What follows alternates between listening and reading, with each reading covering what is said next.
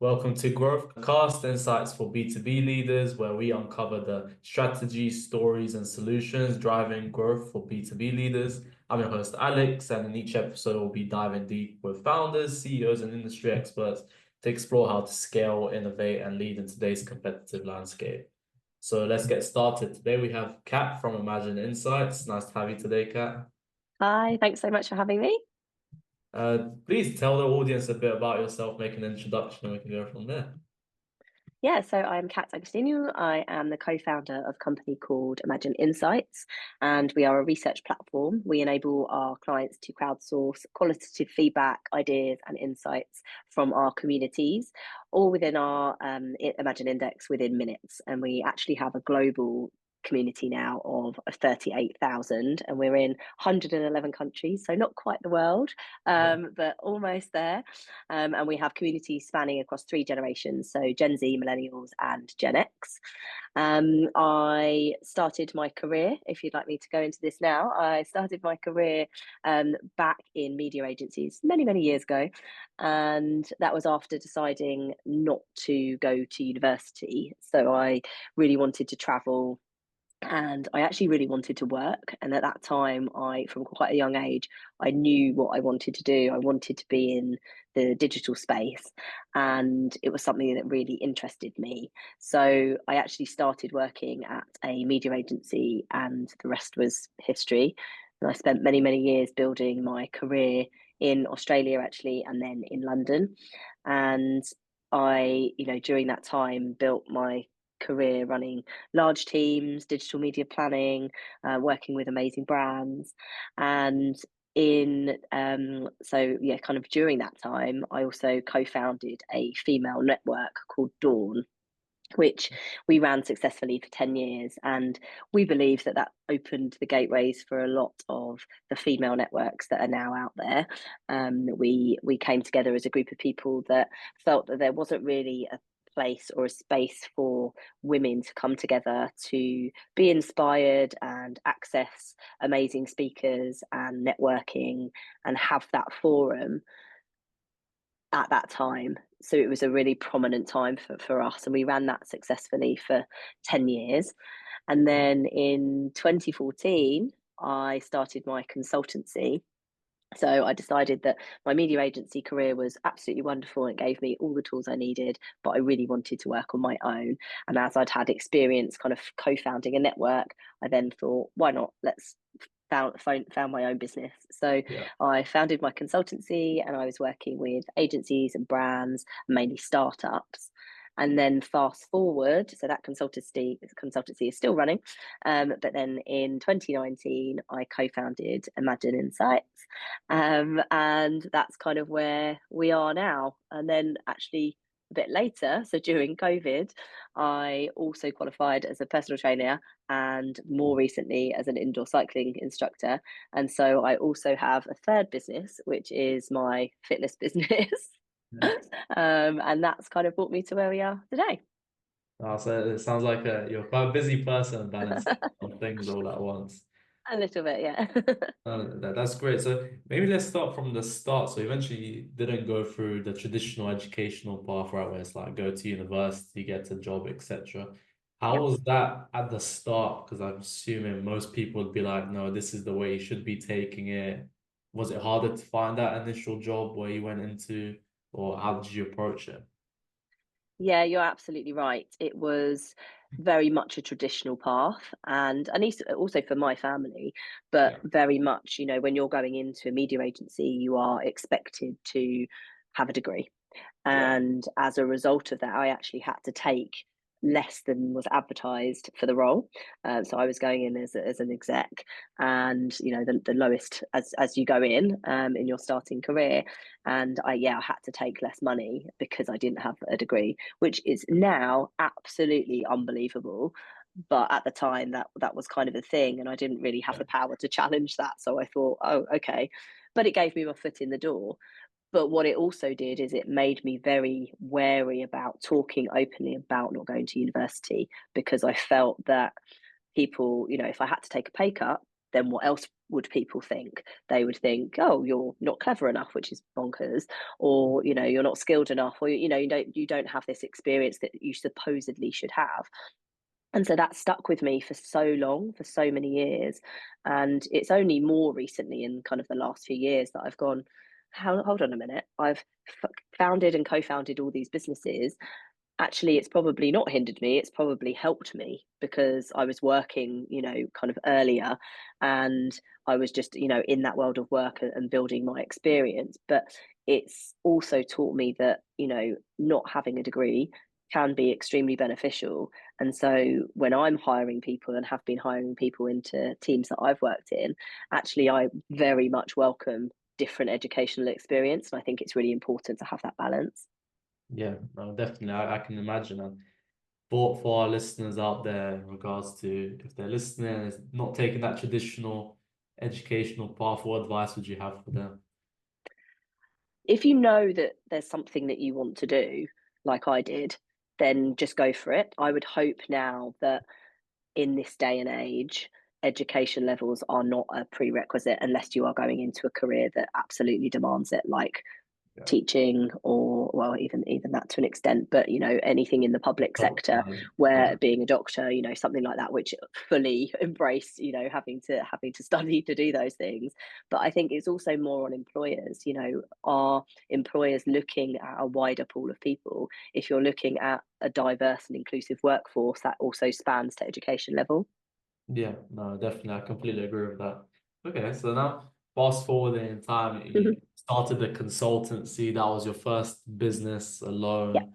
What were the challenges of that came across at the start? Maybe that you learned from. So when you started Imagine Insights, you knew straight away to stay away from this and do this. Yeah, it's just going out on your own. I mean, as much as I wanted to do that, having been in a more corporate environment, surrounded by people, surrounded by team, having, been a part of and built teams, that element was then quite lonely. And although I was going into different businesses and working with them, I wasn't necessarily, a fully fledged part of their organization. So it definitely had an impact going, oh, wow, I'm on my own. This is quite scary. And then everything from setting up a business, there's a lot of administration that goes into setting up a business, and having an accountant, and just making sure you're, monitoring everything that you do by yourself. So that was definitely a challenge, but also one that I really welcomed, because I knew that that was something that I wanted to do. But then what experience it gave me was then going into Imagine, is that I had so much business acumen of how to run a business, and the operational side of, all the things that you need to do to be efficient, to make things run smoothly, processes that you need to put in place, the organization that you need behind the scenes. All of that was really paramount to coming into Imagine, especially because myself and my co-founder have very different skill sets, which then worked to have the right balance. Yeah, definitely. Maybe you could enlighten us. What's the two different skill sets that's allowed you to be successful? Yeah, so my co-founder is very much the, new business and sales focus. And Yeah. of course, there's going to be an element of that. If you are a co-founder, a founder of a business, you're always going to have to, pitch your business. That's natural. But he is very much in that space, and I'm very much in the operational space. But also my experience from agency is that I worked with clients for many, many years. So once a client has come on board officially, then it's my job to maintain that relationship. So it's just very different ways of working. And actually, if we had the same skill set, I don't know if that partnership would have worked well. Actually, we bring such different things to the table, and then that also transpires to when we hire people, and the people that we have in our team, we want to make sure that we've got a real wide range of skill sets, as well as different personality types, as well as different backgrounds, educational levels, all of those things. Yeah, definitely. I think if you just have clones of people, a business will never work. You need someone like that. But it sounds like you're more that account manager, farmer that we call in sales, whereas he's more of the Mm, hunter, winning that yeah, new business. And then once they're locked, you can take care of them and actually nurture. So that's exactly. and you guys started in 2019, so just before the pandemic. How did that Yeah. affect the business? Was it a challenge, or did you actually grow a lot of research companies and insights companies actually were shining the light in the darkness where everyone says in terms of, oh, we don't know what to be doing. Let's ask these guys. So how was the Yeah. experience for you? Yeah, it was actually the latter. So because we built our own technology, we operate fully online. There's a mobile app and there's also desktop for people to answer questions. So our young people, well, actually all of our consumers now, we were predominantly Gen Z, we're now all consumers. They can answer those questions wherever they are, and that was also, absolutely beneficial in COVID times because people were looking for things to do. But I also had a baby in that time. So I had my daughter in May 2019. So it was a very hectic time. But then Yeah, I saw it as well. She's a baby, she sleeps a lot, she's at home, we're at home. So I can build a business and also look after a small child. yeah, But yeah, it was good for us in that growth period. And it meant that we had lots and lots of people joining the platform from all over the world because it was accessible. yeah, no, definitely. And I can imagine it must have been stressful having a baby. You just stop kind of the other job so you can focus on the business. So imagine it was an exciting time full of It stress was. and new learning. Great. And then you said you scaled across the world. You've nearly captured every country. So Almost. I feel that's the goal of 2025. How did you scale so rapidly in terms of the global expansion? A lot of companies focus like regionally first, master say the UK, and then say we'll go to Europe, Americas, etc. Yeah. Well, I mean, our main markets are UK, US, Europe. But then yeah, we do have lots of people in lots of the other countries, and a lot of it comes from well, we were reaching out to any education provider, any young organization, kind of anyone around the world to let them know about the opportunity. And because we pay everybody for every insight they provide, then Yeah. it's a really compelling USP. It's not that people are being entered into a competition to win a voucher or potentially win a voucher. It's cold hard cash, and that message then transfers across the globe.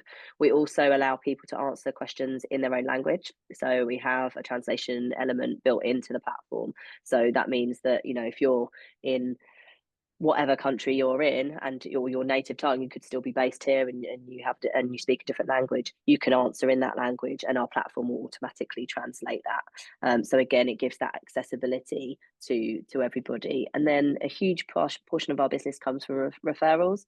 So it might be that you're referring a friend, a family member, a university colleague, anything from anywhere. Is It's a really huge driver for us from referrals. Yeah. No, referrals are great because it's a nice warm prospect as well, so it's not hard Yeah. selling. And to give it, and you're giving cold hard cash at the start of the business, was it more difficult? Because obviously cash flow, you need to build that up, but then you're also paying for the research itself of people coming in. How was that managing that? Well, so we work with brands, and then brands will pay us, and we use that money to pay the community. So we wouldn't do necessarily a piece of work unless we were able to fund that piece of work. So yeah, initially obviously we had less clients, but that's part of the build.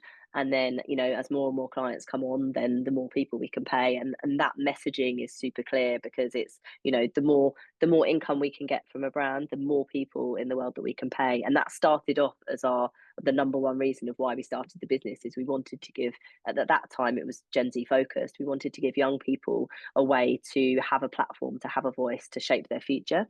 And so for brands, they're thinking, great, I want to hear all this rich verbatim from young people, but yeah, why shouldn't they get rewarded for it?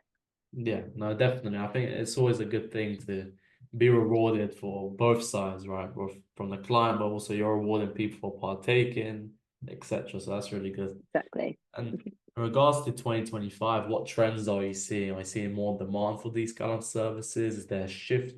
How are you going about that? Yeah, I mean, we're definitely seeing, even in the last sort of quarter, we've seen a shift. And actually, especially, and if I look at our January pipeline, for example, it's massive. So, which is brilliant for us as a business because we decided to pivot our product in summer, well, a year ago. So obviously we're kind of effectively starting again. So now to see that pipeline for for the future is great. And I think there's a number of factors behind that. Is yes, more people are looking for ways to earn money. They have side hustles, they have second jobs, they have different things. So from a participant perspective, that's definitely there. But then I also think brands, qualitative research at scale is still very hard to do. And, you will have seen there are hundreds of thousands of multiple choice quant based surveys that you can do whenever. That's been going for ages.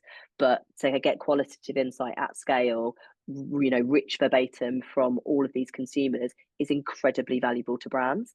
And so we're seeing a growth on both sides. That's not going to come without its challenges, but the beauty of us having our own technology is that we're then able to build things quickly.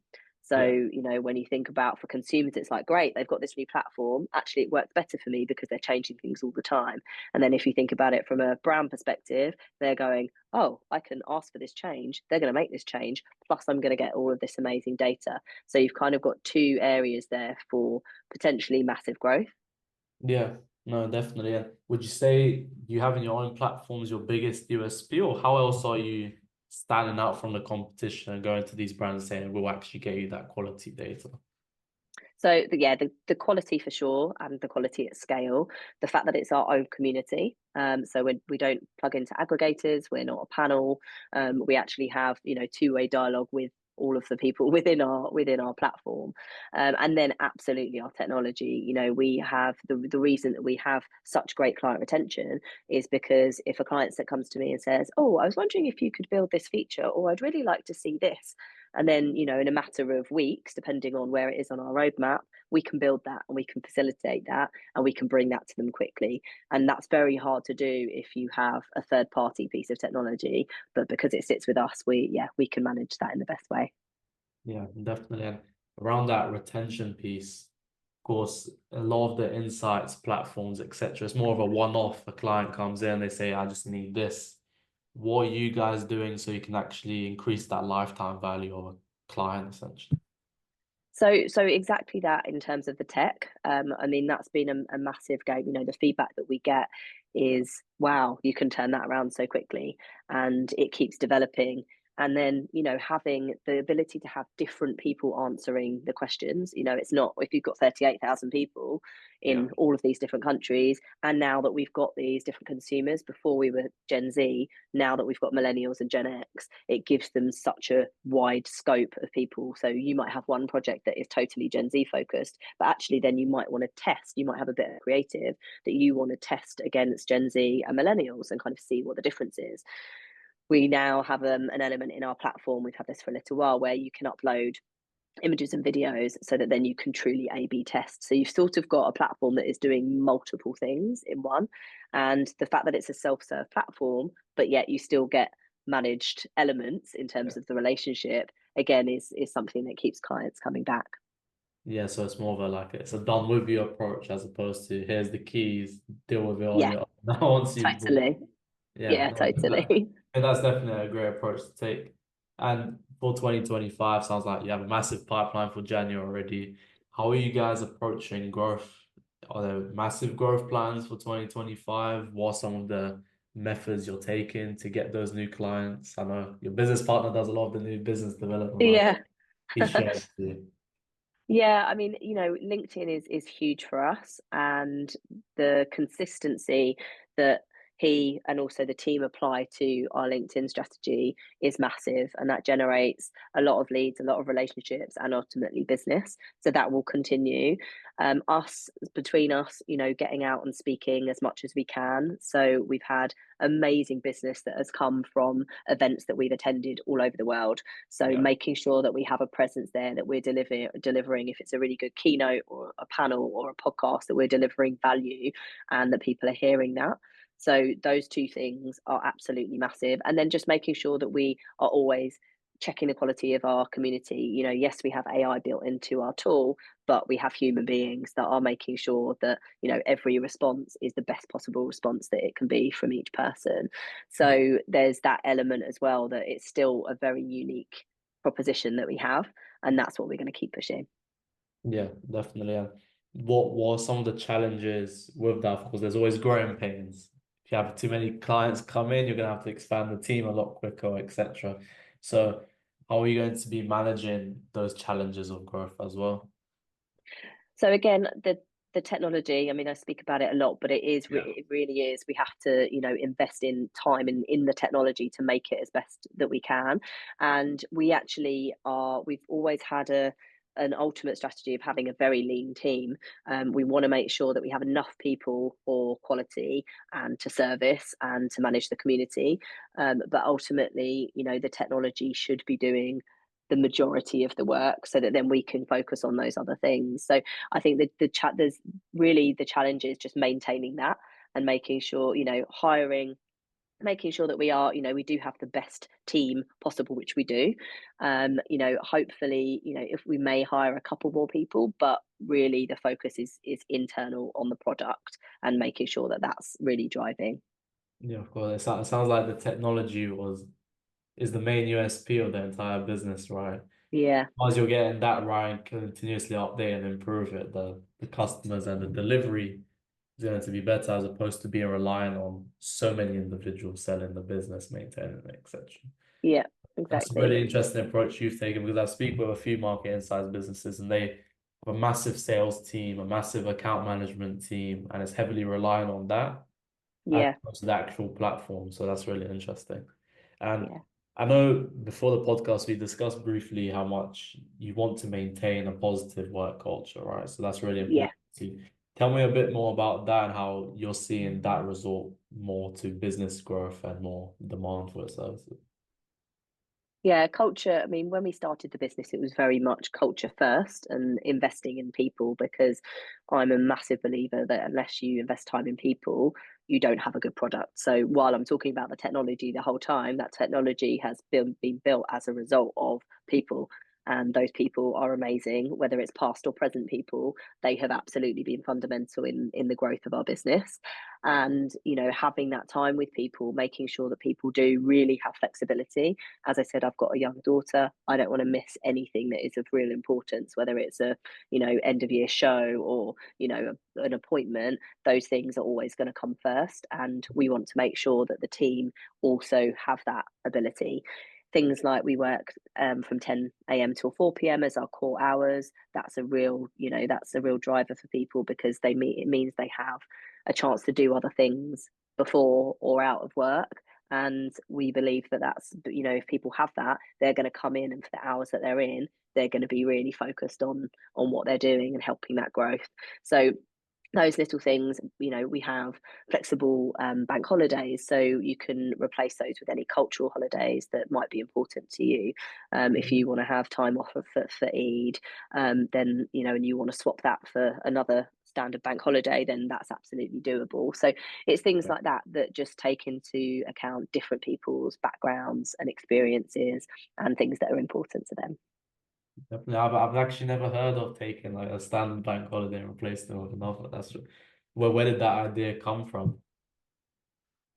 It was something that I was discussing. I was part of a network and I was discussing different ways to motivate staff and to encourage staff. And I think somebody else had done that. And I thought, oh, that's such a good idea. Let me see what the team think of it. And, I like to run all these ideas past the team. Communication is absolutely key. Oh, I'm thinking of doing this. What do you think? And then get their buy-in. Or, if we do a survey out to the team and say, what initiatives would you like to see? What would be important to you over the next year from a business perspective? How can we support you better? Then we also take on in those ideas and say, right, okay, well, what's feasible? What can we do? And it's that having that dialogue of we're all humans, we want to be transparent, and it's your company as well as ours. Yeah, definitely. And what are some other examples that other owners could implement into their business around creating that positive work culture? Of course, you've got that flexible working aspect. I assume it's also remote work is an aspect of Yeah, it. What's some yeah. other So small things that you've implemented? do you know what? Just listening and being really transparent. Everybody has a bad day. So it might be that I've had, I don't know, my daughter didn't sleep very well, or I'm feeling particularly tired. And just being really honest about that. Oh, look, team, I didn't have a good sleep last night. I might be a bit slow, or, I'm struggling a bit today with something. Having that openness makes you more human, and people then trust you and relate to you more and feel more comfortable to do the same thing. So that's a real win, is just being able to have a dialogue about things that are going on day to day, that just makes you a human being. And yeah, you talked about flexibility. We have people that we come into the office once a week if we can, but we also have people that are fully remote, so that's not a barrier either for us. Yeah, definitely. I think that's the best way of getting the best talent, right? So say if you're based in London, you could have the best developer that's in Manchester, but they can't come to London. They can Yeah, miss out on that talent skill, so that's great. for And of sure. course, being that good person, being more human is always great, but there are always people that tend to abuse these kind of benefits, etc. Mm, How do you handle that particular challenge in terms of someone's constantly doing something like this or has an excuse or hasn't slept well, etc.? How do you mm. manage that so you know, okay, this is the line. We're more than flexible and happy to accommodate, but don't cross it. Setting those boundaries out in the first place is really important. Just if that was kind of, if you'd never had a conversation with somebody and set out what the expectations are, and what the requirements are for a role, and where those boundaries sit, then I think it's very hard for you then to come down on someone if they are supposedly not adhering to those guidelines. So I think having that conversation up front is really important, to say, look, these are the expectations. If there are times when you feel like this, we expect to have that one-on-one dialogue, and for you to be honest with us, but we also have a job to do, and we also have an expectation. And if that person has very clear goals and a plan, and KPIs, we have monthly OKRs set out in front of you. If you are not achieving those consistently, then that's a cause for, obviously, to have a much more deeper discussion about that and why, and understanding. But I think it's very hard to just say, you're not doing this, you're not doing that, if you haven't actually been through all those steps before. Yeah, no, definitely. I can imagine that that's probably the best way of actually implementing it. So you don't find that issue in the future, which is great because I think a lot of businesses they have all these ideas and they say let's implement it, but they never have the backup of okay, if Yeah, this happens, how do we deal with it? So then they're always firefighting with new initiatives. That makes yeah, sense. And then I think you're a great person to ask this because every business owner, myself included, you're always juggling stuff, right? Yeah, yeah, kids, you have multiple businesses. I have my podcast, etc. So yeah, how do you manage that work-life balance of okay, you've become a PT instructor, you have your consulting business, you have Imagen Insights, you have employees to take care of, daughter. What are yeah. you doing to manage that work-life balance? So I have to prioritize, like, so my daughter, my health first, Yeah. and if that's prioritized and I don't feel like I'm missing stuff, and then I'm okay for the rest. And it comes down to, I've been burnt out before, and that's really hard to come back from. So, now I kind of experienced that, so I don't want other people to experience it. And life is so important, but to have daily tasks of, what are the core things you need to do, what are the absolute things you have to do, and what are the things that are kind of nice to haves. And whether that's at work, like we use Trello and kind of have Trello boards, but what can you realistically get done in a day? What potential things could come in, what potential factors could come in that may mean that you can't do some of those things? Have a conversation. So I could speak to my co-founder, I could speak to a member of my team, and think about, right, I've got 5 things that I really need to achieve today, but I need to do those within certain hours. So Yeah. have I set out, right? Have I taken my daughter to school? Yeah, great. That's number one. That's kind of have I done some exercise? Because that's how I deal with my mental health. That's really important to me? Great. Okay, well then what do I need to do? So breaking it down like that for me is how I've been able to manage it. Yeah, and do you break it down in like your calendar so like you have a time blocked out for the workouts, etc. Yeah, yeah, exactly that. So, I'll and even focus time. So if I don't know, doing some finance stuff, for example, then I've got a block in my calendar, which is, right, I'm focusing now on finance. We tell everybody, on Slack, right, I'm going to be out for the next hour. I turn off my notifications, I do that work, and then I come back. Admittedly, that's not always going to be the case because something urgent might come in. But where possible, we encourage people to have that focus time, especially if they're working on a large project or they really need to just get their head down without any distractions. Okay, so you implement that company-wide as well. Yeah, yeah. And how's that being perceived? Because I know from working in sales, I've had a few colleagues where they can't do that calendar based, right? They're more of the, okay, I know what I need to get done and I get on with that. Is that something But that that's also okay. everyone's okay?